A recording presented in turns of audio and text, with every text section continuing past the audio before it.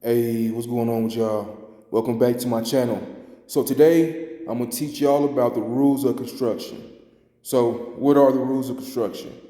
Basically, the rules of construction are principles that are used to resolve ambiguities in legal documents.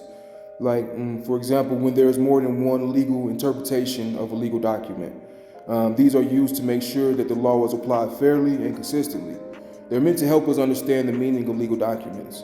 Now, there are many different rules of construction, but I'm gonna give y'all the most common. These include, let's start with my favorite, the plain meaning rule. This rule states that the meaning of a legal document should be determined by its plain and ordinary meaning. Next, we have the contextual rule. This rule states that the meaning of the word or phrase should be determined by the context in which it's used. So, with this rule, courts usually consider the legislative intent, the overall structure of the statute, and any other related provision to arrive where they should be so they can get the most reasonable interpretation. Next up, the legislative history rule. This rule states that the meaning of a legal document should be determined by the legislative history of the document, which includes the committee reports, floor debates, and other materials that were considered by the legislator when the law was enacted. Now we have the rule of lenity. This rule states that the ambiguous criminal statute should be interpreted in the favor of the defendant. So basically, if a statute has multiple reasonable interpretations, the interpretation that favors the defendant or the one that imposes the least severe punishment should be adopted.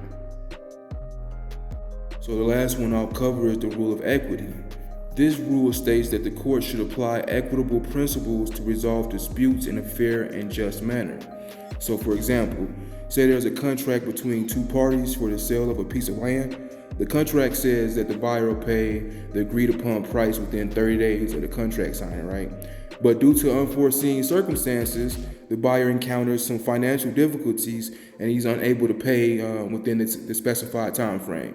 So the strict application of the law will require the buyer to be in breach of the contract, allowing the seller to pursue remedies such as like termination of the contract and damages. But applying the rule of equity, the court could take into account the buyer's financial hardship and the potential loss of the property as a result of strict enforcement. So basically, in this situation, the court may exercise equitable powers and grant the buyer an extension of time to make the payment, allowing them an opportunity to fulfill their obligation under the contract. This decision will be based on the equitable principle of fairness and prevent unjust outcomes, basically. So yeah, rules of construction are an important part of the legal system. Like I said, they help to ensure the law is applied fairly and consistently, and they help to resolve ambiguities in legal documents.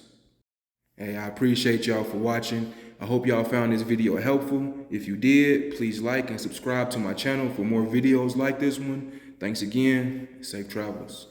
Peace.